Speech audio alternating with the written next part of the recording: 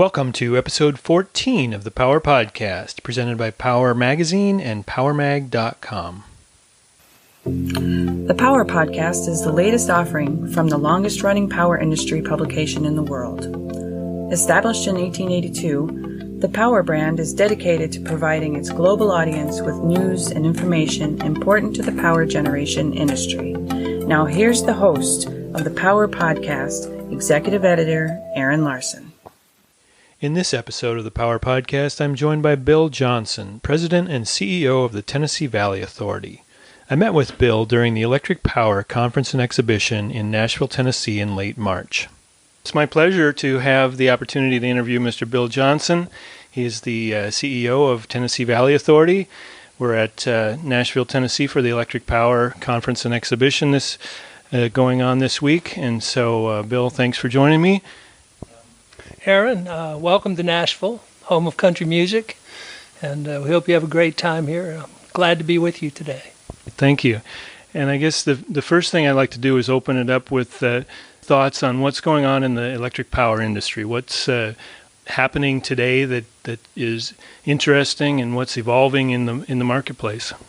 So I've been in and around the industry for 40 years. And I would say the last 5 years have had more change and uncertainty than the 35 before them together. You know, there's a couple things that are driving change. One is declining demand.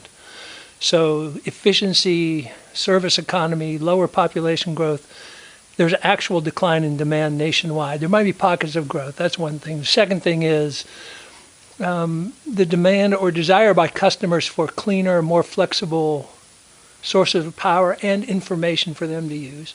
And the third is how, after 120 years of running centralized big systems, we're going to integrate new resources behind the meter. So I think those three trends are really what's driving change in the industry.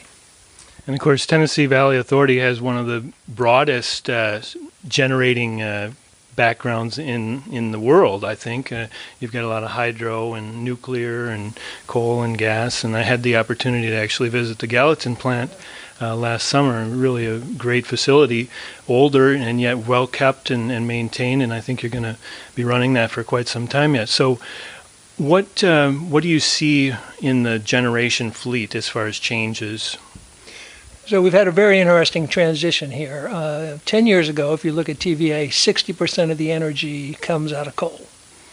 At the end of this decade, 20% of the energy will come out of coal. So we've been on a long and fairly significant modernization and diversification plan. We have added a new nuclear plant in the last 18 months. We're power uprating another plant, so that's the equivalent of a 1.5 new nuclear plant. So we've made a big bet on nuclear. We've moved to 20% natural gas. And I think that's what the trend is going to be around this country. You're going to see less coal just because of the economics. You're going to see more gas and more renewables. Our fleet today is one of the more diverse in the country, and it's really paying dividends for our customers. Yeah, and you had mentioned the Watts Bar 2 plant. How has that been running? Have you had a good success as far as capacity factors and things like that? So whenever you put a new plant of that size online, you're going to have some shakeout problems, and particularly in a nuclear plant that has millions of pieces. And we had some shakeout problems. We had a condenser failure, which is an unusual event. But once we got past that last summer, that plant has really run well. It's actually been our best running plant since we got the condenser fixed. And our nuclear plants in general have really stepped up in the last couple of years. Their performance has been very strong. Okay, and nuclear is near and dear to my heart because I actually have a nuclear background and worked at Quad Cities, so it's nice to hear that they're operating well and that you're having good success there. The Paradise combined cycle plant was another one that was a top plant for power last year. How's that plant working? You know, Paradise is like a tale of two cities. We had to close 2 coal plants there that had served the valley well and had great employees, but we replaced it with a state-of-the-art, modern, high-efficiency gas plant, and that has run like a top. We had a few hiccups in the really cold weather. We realized we didn't have heat protection everywhere we needed it. We thought in southern Kentucky we wouldn't need that much heat, but it's really run well, and that is a very efficient and lovely plant, I would say. If you like these kind of things, that's a pretty example. No, I love looking at power plants. We put them on the cover of the magazine all the time, so I really do appreciate that. How's your hydro been working? So in the last 6 or 8 weeks, it's been working great because we have had a ton of rain here. We have some areas in the valleys that are a foot above normal already this year. In a given year, we'll get 10, 11% of our energy out of that river system. We have 29 hydro dams, and it is just a tremendous resource for the people of this region. We get recreation, we get transportation, we get drinking water, and we get electricity. It's the ultimate renewable and the ultimate resource, so it's really doing well for us. Many dams do not have generation capacity on them. Is there any thought of adding generation to some of the dams that are not being utilized in that manner? Yeah, mostly the dams that don't have generating equipment don't have a big enough reservoir behind it to make it feasible. Now, we are in the process of updating our dams called hydro modernization. Some of those dams are 100 years old. Some of them are 80 years old with original equipment, which has worked well. But we are refreshing. We'll get a few more megawatts out of it. But I think in terms of any new generation on the river, I think we've taken all we can. You had mentioned that the customers are looking for cleaner energy. They want more of that. What's TVA doing in that realm?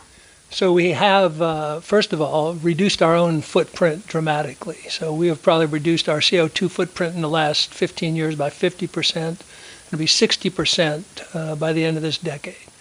We're also providing renewable solutions. One of the interesting things is that the big companies, the Renewable Energy 100, these kind of folks, want renewables. And so we are offering them that solution for their power supply. We recently, in the last couple of years, got some Google data centers in the valley. They want a 100% renewable source. So we've been able to meet customer demand, which I think will be growing over the next couple of years. I think we'll be doing more solar in this space. Okay, and that demand has been kind of a struggle. I think it's been kind of flat for many years. How does a Google center like that affect your demand? Is it a big load? So, just as an example, a data center, not particularly that one, but you might think about 100 megawatts on a system that peaks at 33,000 megawatts. So it's nice to have, but it's not moving the needle in terms of demand. Customers are also looking for ways to improve efficiency. What sort of efforts does TVA have going on in those areas? So we have had for many years a number of efficiency programs. The thing about TVA, we're a wholesale supplier to local power companies. So we tend to partner with our local power companies on a number of efficiency programs, home audits. A lot of our local power companies allow you to finance improvements on your bill, those kind of things. So we've been in the efficiency game a long time. Are there other things that are really interesting, cutting-edge things that you're doing to improve the operation of plants or the maintenance of plants, and how's that been working? Our focus of our improvement efforts, in addition to just everyday operations, I would say are two. One, we're interested in small modular reactors, and we can come back to that. What we're really focused on most is the interface of behind-the-meter or distributed resources and how you can integrate distribution, transmission, and those resources. I think that's probably where most of our thought is, because we can see coming a lot of distributed resources, how we make the system efficient, safe, cyber secure, all these things. That's really probably the most exciting area we're working on. You were the CEO of Progress Energy, which was an investor-owned utility, before you became the CEO of TVA, which is a corporate agency of the federal government. How do the jobs differ? Yeah, there's a lot of difference. Some of it is the same. Making electricity is making electricity. But this is a public power entity, meaning we don't make profits. We take the proceeds and reinvest in the system. Our directive is to have the lowest feasible rate, not the rate where you can reward shareholders, which is a valid thing. We do have some governmental requirements. We have to file our budget with the OMB. And I would say we're part corporate agency of the government, but we're also a Fortune 250 corporation. And the more we act in our business capacity like a big corporation, the better off our customers are.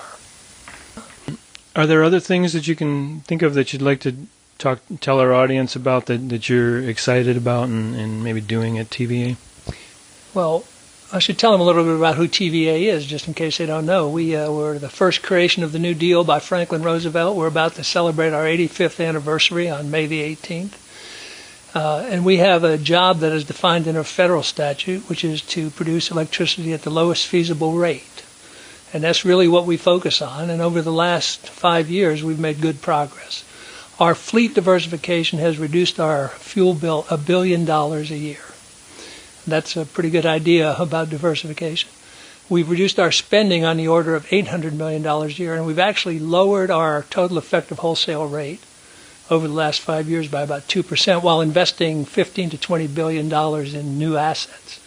So people at TVA are really working hard to follow that mandate of low-cost, reliable electricity, economic development, and environmental stewardship. So come and visit us. Thank you for your time. Thank you.